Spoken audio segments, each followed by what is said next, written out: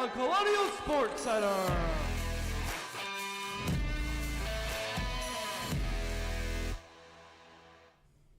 What's up, brother? This is Colonial Sports Center. I'm Cam Wickline. This is Casey Irwine. Casey, how you doing tonight? I'm doing great, Cam. It's good to be back. We haven't seen you over spring break. It's been a few weeks, and there's been a lot that's been going on in Colonial sports. There's a big new hire for one of the teams. There's lots of softball, lots of lacrosse for sure. You got some golf sprinkled in. It's an exciting show today, Cam. As Casey just alluded to, there was a big hire in the women's sports department. Women's basketball, to be specific. We're going to take a look at that new coach right now. She goes by the name of Chandler McCabe. You're going to see her resume right here. She played at Providence when she was in college, and then ever since, she's kind of started her coaching career. Was at Bethune-Cookman for a while. Then she kind of took a step up, went to George Mason to be an assistant coach for just a few years, then Power 5 UCF for just 1 year, and now here at Robert Morris, she gets to run her own program as she was previously an assistant coach everywhere else. Yeah, she joined UCF last year for their very first season in the Big 12, but at George Mason is where she really started to shine. She, had an NCAA tournament appearance, and this year they have another NCAA tournament appearance, and the players, they watched their press conference for Chandler McCabe being introduced at RMU, even though she hadn't been there in 2 years. That shows what she can bring to this program and the legacy that precedes her. She was part of the 30 and under coaches list back in 2018, and she's only continued to evolve since then. Yeah, we're going to hear a little bit more about this coaching hire, and we're going to show you the press conference with her and AD Chris King. Chandler's skill at developing women's basketball student athletes and leaders will allow us to meet what our goals are for our program, which are to compete for Horizon League championships and to participate in the NCAA March Madness. She is a high-character individual that brings a strong value system to our program. Her competitive success, her vision, and her values are what make her an exact fit for the next chapter of our women's basketball program. So at this time, we would like to introduce to you the next head women's basketball coach at Robert Morris University, our newest Colonial, Chandler McCabe.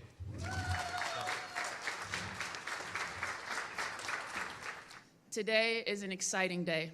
Starting today, we're going to develop stronger bonds with the Pennsylvania AAU and high school programs and players to ensure Robert Morris is a destination for the top players in the state.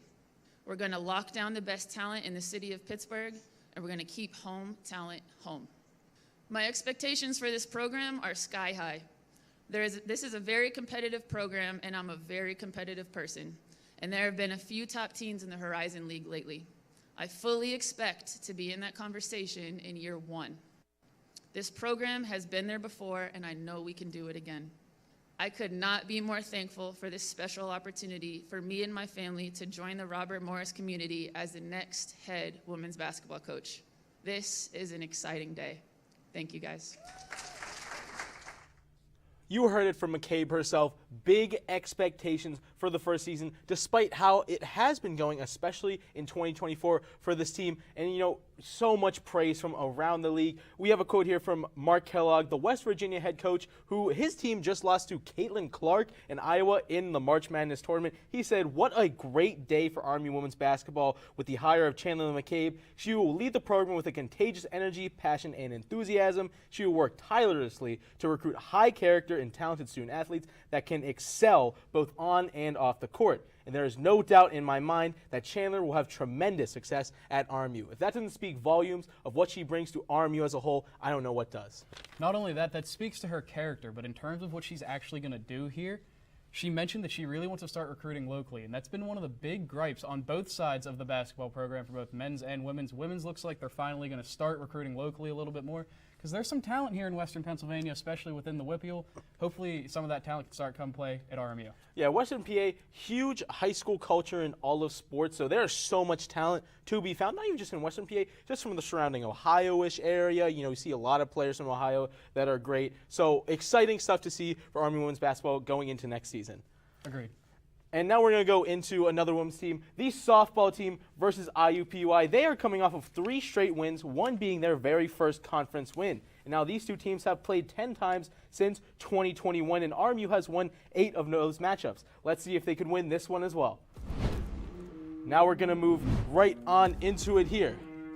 And this one, pitch is coming in. That one is gone. See you later. No doubt about that one. That one's a 3-run shot in the bottom of the 6th inning to bring RMU back for a hopeful rally. RMU led this game 4-0 at one point, but IUPUI came back. But this one into center field, back, gone. Walk-off bomb for the Colonials. What a game this was. What a clutch shot by Avery Winchell to end it 10-9. What a game this was to be there for. And now we go into the 7th inning here. Another pitch coming in. Last pitch of the game. Ground ball. Shortstop. Bang. First. What a game. 10-9. Robert Morris. What a game there for the Colonials. Yeah, the Colonials played a great game. They were down big at one point. One of my buddies that was there watching the game texted me these exact words. This softball game is on crack. And I think that is the only way you can describe that big of a comeback by the RMU Colonials. Beautiful game. Yeah, it was fantastic. What a game. You can see there, RMU down huge, but then come back, put the rally caps on. It was time, and what a game that ended up being for the Colonials. Agreed. Now we're going to take a little bit of a broader look at the Colonials so far this year and how they've been doing, both positives and negatives. Let's take a look at that. You're going to see through 20 games so far this year, they're 7-13, and you can see some of the stats there, but there's a couple people I want to highlight especially. Madison DeVault and Jane Garver, two of the best pitchers on the team for the Colonials as of last year. DeVault this year has a 4.73 ERA. Last year she had a 4.29, so that's higher. Her batting average against last year was 2.57. This year it is 3.22. Again, that's higher. As for Garver, she had a 3.68 ERA last year. Now she has a 5.78. That's higher. Last year she had a 2.65 batting average. Now a 3.17. That's higher. So the Colonials pitching is really struggled. But on the other side, on the offensive game, they have been a lot better. Last year they had a 2.16 batting average as a team with a 6.02 OPS as a team, which is honestly kind of dreadful. This year it's been a lot better. The offense has really started to swing it. 256 average as a team with a 689 OPS. Last year they had 8 home runs on the entire season. This year already they have 8 home runs. And a big part of that has been how Avery Winchell has stepped up. One last thing I want to highlight, Elena Kuto-Gianni. She has 1 steal so far this year. In her freshman year, she had 38 stolen bases. Last year she had 22 stolen bases, so clearly an effort to keep her from running wild on the base pass by the other teams. Colonials right now sit in the middle range of the Horizon League, so we'll see how they finish off their season. And now let's go into a whole different sport. We're going to look at some lacrosse here, specifically the men's team. They played at Cleveland State, and RMU have never lost to Cleveland State in their 5 matchup. Now Cleveland is 4th in the ASUN, and RMU is currently 8th. Could RMU keep that winning streak going? Let's find out right now. And you can see, finally, they lost to the Cleveland State Vikings, 13-6 final score. Coming off an OT win last Wednesday, RMU, but couldn't get it here. RMU ended the first quarter tied 1-1 after a goal from Eric Swaggerty, but after that, we're never in again. Cleveland State just took off in this one. Parker Urego, 4 goals. Gavin Held, 2 goals. Connor Kernan, 11 saves versus the Colonials. Unfortunate loss there. Their next game is on Saturday at home for Mercer. We'll see if they can rebound in that one. Sticking with the same sport, this time on the women's side of things, the women's lacrosse team had a game against Kent State, a big MAC matchup for the women's team that has really been trying to turn their season around after some early season struggles against bigger opponents. Let's check out how they did. They ended up winning this one 11-10 in triple overtime. I'm going to say that again in case you didn't hear me. Triple overtime. Jenna Irwin had the game-winning goal, 3 goals on the game. Julia Cotterwas, 3 goals on the game as well. And Megan Shepley, she had 14 saves, only 10 goals allowed. You got to remember this is lacrosse, where saves are a lot harder to come by. Over a 50% save percentage. That means the goalie had a great game, and that's exactly what Megan Shepley did. Yeah, Megan Shepley, fantastic game there, and it won her quite the award this week. She won the Defensive Player of the Week for RMU. Won it last Saturday versus Kent State. You saw there what a performance that was. The freshman goalkeeper, 14 saves, 9 ground balls. She had 2 huge saves during that overtime period against Kent State. What a game the freshman from Artario had. It is her most saves in a game at this point, and it's her first career weekly award. What a game for her, and what a game for the Colonials. Yeah, you know, coming into the women's lacrosse season, there was a big question about who was going to be the goalie, and clearly Megan Shepley has stepped up and seems to have taken hold.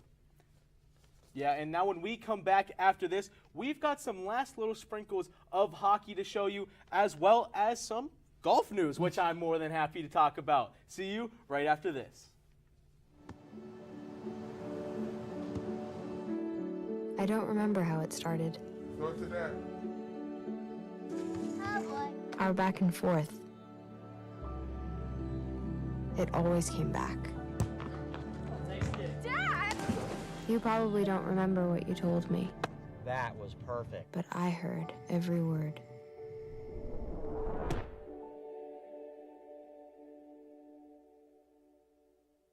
There's so many rewards in life. You coming into our home was one of the greatest rewards we could have ever had. You know, it took 20 years, and I got my third child, who was 17 at the time.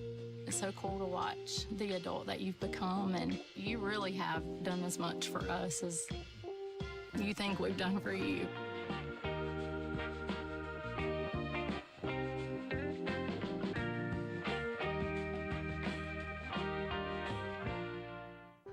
Most of my family, they never graduated high school or even let alone go to college, so I'm trying to break that barrier. Every day after work, went straight to school, studied hard, and it paid off. I could not have done it alone. I see the future is really bright for me.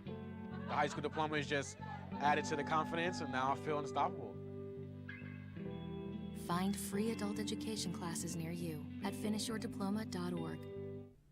Hello and welcome back to Colonial Sports Network. We went into break showing you a little bit of lacrosse. We got a little more lacrosse for you as the men's team went up to the Joe to take on Detroit Mercy in a big ASUN game as they are trying to get a big win here. Let's check out how that game went. This one's up at the Joe. The Colonials and the Detroit Mercy Titans both looking for their first ASUN win on the year. So this one will be big for either team. First, you're going to see Keen Moon spin, shot fake, and he's going to walk down here and score a beautiful goal for the Colonials. I got a slight feeling we might have seen that one a little bit later, Casey, because that one was pretty. Oh yeah, that one was very pretty. You know, just a sneak peek maybe coming for a little later. 3-2 Detroit Mercy still up. Now Drew Kesenich is going to find his buddy Chase Maubier here and make it a 4-2 game. Keep it going. Keen Moon is going to do it himself again. Walks down again. Spin, shot, finds the back of the net. Nothing but nylon in this case. He's just had an outstanding game so far. Second goal on the game. Second one that he's walked down himself unassisted. Now, on to the second quarter. Joel McCormick is going to be with the ball up top here, and he's going to find David Burr right in the slot, rips a shot. Goalie stood no chance. 7-5 RMU, but this one is far from over as Drew Kesenich finds Drew Donahue right on the doorstep, and he buries it, makes this one a 7-7 game. Detroit Mercy crawls back in. Every time RMU makes a step, Detroit Mercy takes one too. Every time Detroit Mercy does, RMU does. This is going to be an exciting end of the game. You're going to see Sean Delamonte wins the ball here on the faceoff, gets it to David Burr. 8-7 Colonials as David Burr buries it. 8-7 is how we would go into the half. Now, in the third quarter, you're going to see a huge scramble for the ball here. Eric Swaggerty is going to come up with it. Right there is Eric Swaggerty. He finds Joel McCormick and lays one in. Beautiful passing, just a beautiful team goal as everyone worked together there. As you're going to see, here's the big scramble. Goes up to Eric Swaggerty. He finds it. Joel McCormick right on the doorstep. It was easy pickings from there. Oh yeah, with the snow falling down too, couldn't even see what was happening in those white uniforms. Now Chase Maubier is going to do a little bit of his Keen Moon impression. He's going to go all himself, unassisted, makes a couple people miss. I think he might run out of the back of the end zone with how excited that man is. That goal made it 11-11, fourth quarter here. Teams are looking to do some stuff. Drew Kesenich is going to find Aiden Bishop, making it a 12-11 game early in the fourth. This one was big, but the Colonials would end up tying it up again, and this one goes into overtime. Here, Eric Swaggerty is going to find Elliot Holden for a game-winning goal. Watch this. Play starts. Everyone's passing around at the top of the key. Eric Swaggerty's got it. gives it to Elliot Holden, and he shoots and scores. Game over, 13-12. David Burr had a great game with 4 goals. Chase Maubier had a great game with 4 goals. Great game all across as the Colonials win. What a game there for the men's lacrosse team, but the women's lacrosse team also had a game, and they played against Akron. Now, RMU, another team that's never lost to one of these teams tonight, and that is the women's lacrosse team. They've never lost to Akron. Their closest game was back in 2022. That one finished 10-6. That's the closest it's ever been. So really not much of a matchup, but team's first game in the MAC this season after RMU lost a championship last season. So let's see how they rebound in conference play. We're going to start in the second quarter here. Jenna Irwin's running down for RMU. She's going to flip it, and there's a goal. Gets it to Julia Haddon, and what a whip in by Haddon. And now we move on. Macy Bell looking for anyone here. She looks, she finds Kunitz, and she scores. Kuntu makes a run as she scores that goal, and Akron takes a 4-2 lead on that one. Now, Maya Metz behind the goal, looking for anyone on the Colonials. And snuck in by Isabella Teal. Akron completely lost her on that one. Colonials, they're sticking around in this game. Now Colonials taking it down the field at the end of the second. And now she's going to find Lily Haddon. Lily Haddon is going to score here. Lily Haddon is going to have a big day for the Colonials. Now, move on to the second half in the third quarter. Obi Jerica, she's going to start here, and now here is moving in, and goal for the Colonials. Looking for the breakthrough, it was Julia Haddon sneaking it to Lily Haddon. Lily Haddon, a sister combo right there for the Colonials. Not the last time you will see that as the Colonials take the lead. Now Obi Jerica will start this free position attempt for RMU. She's going to find Lily Haddon, and Lily Haddon finds Chelsea Coleman for the goal. Colonials starting to pull away here, 6-4. Now into the fourth quarter, and Lily Haddon, here she comes up to Chelsea Coleman. That's a goal right there in the middle. What a goal for the Colonials on that one, 8-5.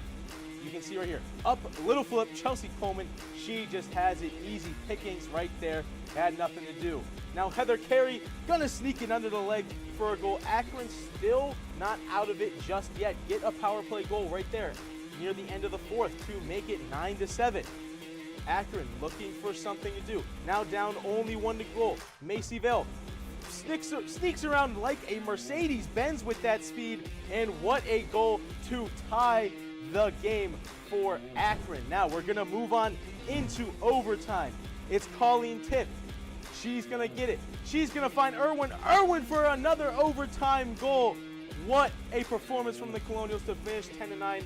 What a performance from the Haddon sisters, and what a goal by Jenna Irwin, and what a game. The women's lacrosse team clearly proving that triple overtime is the new third period. Oh yeah, for sure. And now we're going to move on to softball's game against Akron as well. RMU in this one coming off a win against Green Bay, and RMU had not beaten Akron for 7 straight games dating all the way back to 2012. This matchup overall dates back to 2007, and RMU is currently 8-10. So let's see what happened in these 2 games.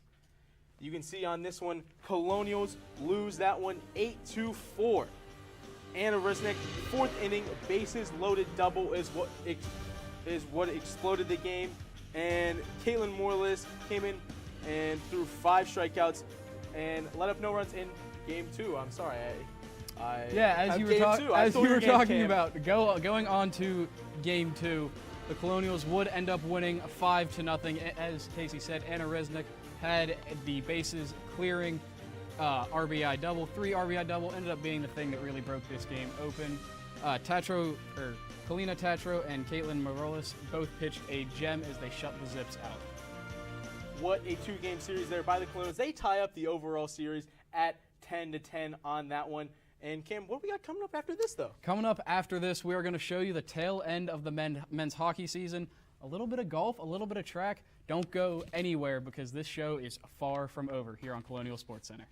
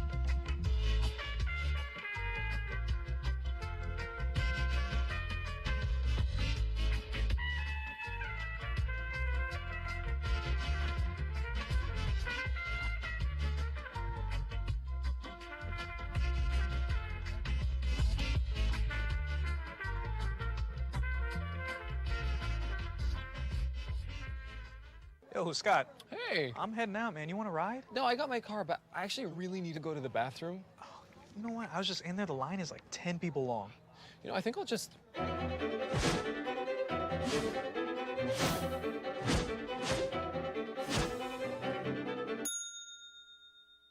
Dude, are you okay? You wouldn't believe what I was just thinking. I am definitely buzzed. Yeah. I think I will take this, and I will take that ride home. Smart man.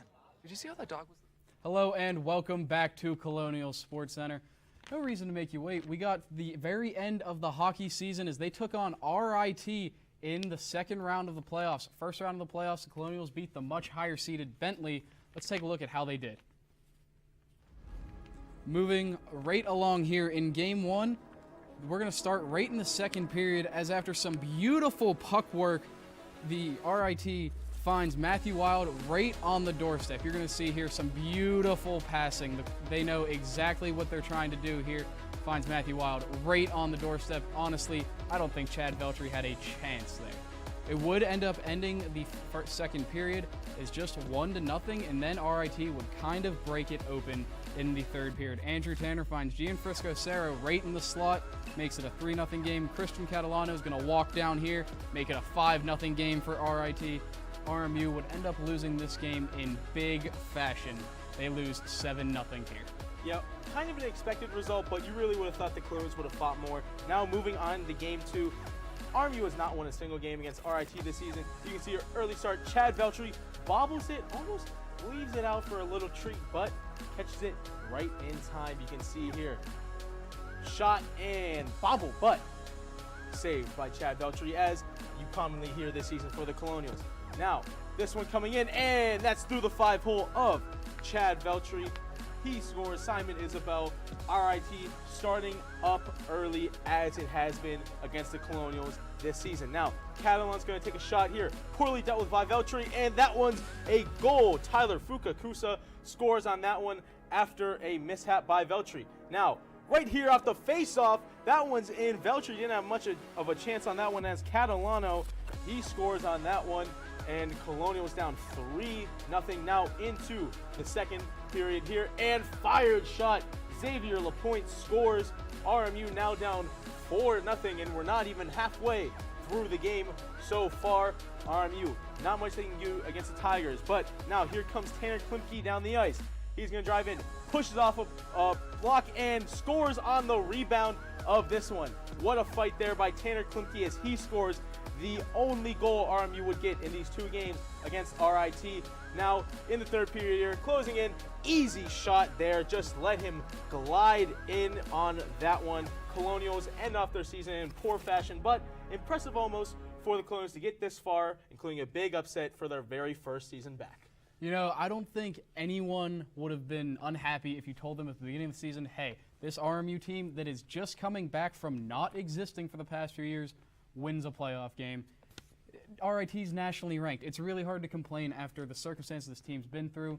I'd say a win for the Colonials in the end. Yeah, win for the Colonials in the end, and they've got a few players who are trying to go pro, so good end of the season there for the Colonials. Now we're going to move on to a little bit of track. Let's take a look at how the team did in one of their competitions. They were up at the Mountaineer Classic. Hannah McDaniel really dominated. She got first place in two events, both the 100-meter and the 200-meter. A couple of second-place finishes for the Colonials. Maddie Raymond, Juju Page-Daughtery, and Julia Dill all got second place in their respective events. The Colonials really dominated the 100 and 200-meter dash here. 200 especially, as Erica Moore also got third. Colonials taking first, second, and third there. Emily Giacristo and Lindsay Martino also got third in their respective. Good outing there for the Colonials. A sneaky name to watch out for in one of these is Bethany Naughton. One day, her name will be up there, I'm sure. Now, we're going to move on into some golf. The team traveled to the Carpetbagger Classic in Urbana, Maryland, and played at the Worthington Manor Golf Club. You can see right here impressive scores. It was their first meet of the spring campaign. During the fall, their highest finish was 8th place, but this one, the team finished third as they shot 600 overall at plus 24, which was 9 strokes behind the leaders. You can see here Alex League tied for 5th at a plus 2. Peyton Iverson had a plus 4, and you can see Colonials just kind of round off that top 15. Solid outing for the Colonials to start their spring campaign off. And now, when we come back, Cam, I'm looking at my watch. I think I know what it says. What does it say, Casey? What does it it says say? top 5 playtimes in just a few minutes, so stay with us right after this. When I first saw a turtle, my heart was full. Now anything but lonely. We had this deep connection, this heart connection. He just wants to be close to you and part of your life. Every day with turtle is a perfect day. When I'm holding her, it makes me feel calmer. I think everything he does shows how much he loves us. When we adopt a shelter pet, we discover they're a little bit of a lot of things, but they're all pure love. If I could go back and change it all, I would. I think I'm gonna miss you the most. I'm sorry. I'm so sorry. I'm so sorry. Maybe it's just the little moments. If I could go back and change it all. If I could go back, I would. But I can't.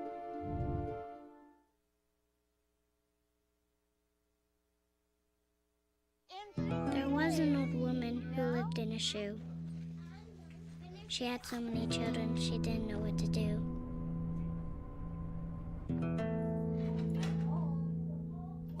She gave them some broth without any bread and kissed them all soundly and put them to bed. Hunger is a story we can end.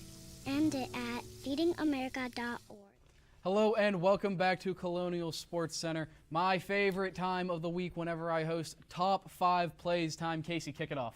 We're going to go right into number 5. Coming back on Colonial Sports Center, your top 5 plays of the week. Top 5. Number 5 is going to be RMU men's hockey. You can see Casero saved by Veltri, bobbles, but is caught. Seemed to be some spikes on his glove, almost like a pineapple that kept the puck out, but saved there by Chad Veltri.